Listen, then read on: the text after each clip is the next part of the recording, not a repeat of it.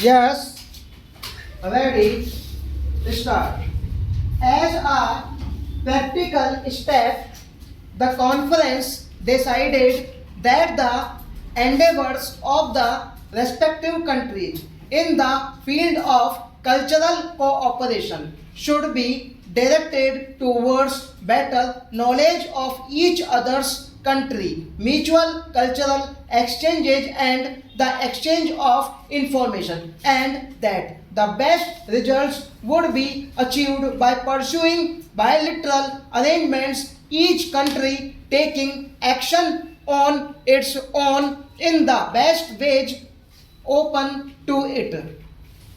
The work of the committee of the whole conference was devoted to problems mainly grouped under the headings of human rights and self-determination, problems of dependent pupils, and the promotion of world peace and cooperation. Under each head were grouped a large number of specific problems in the consideration of human rights and self-determination. Specific problems such as racial discrimination and segregation were considered.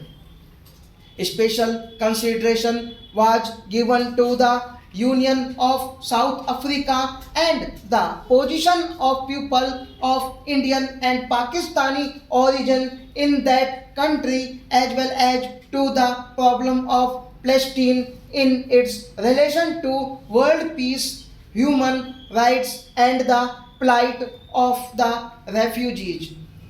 The problem of dependent pupils or colonialism was the subject which at once created both pronounced agreement and disagreement in the condemnation of colonialism in its well understood sense, namely the rule of one pupil by another with its attendant.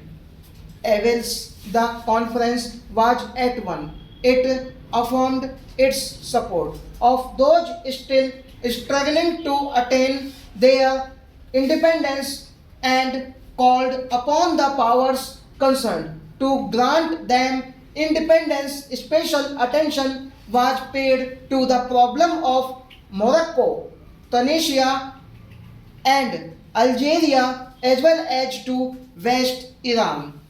Aden, which is a British protectorate and is in a different category, also came in for consideration.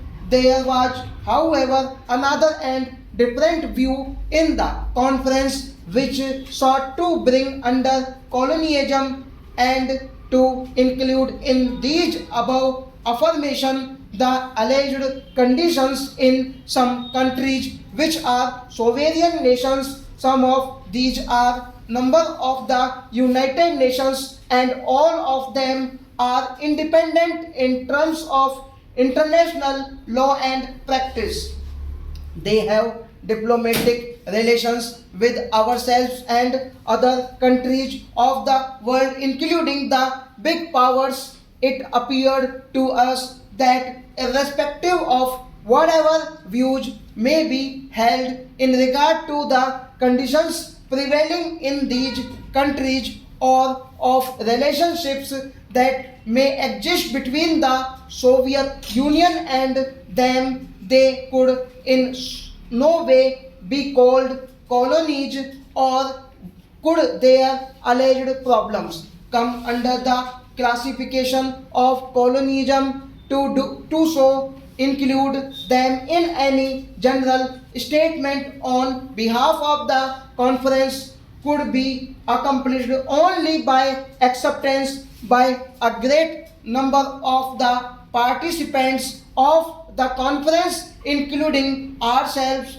of political views and attitudes which are not theirs at all. Stop.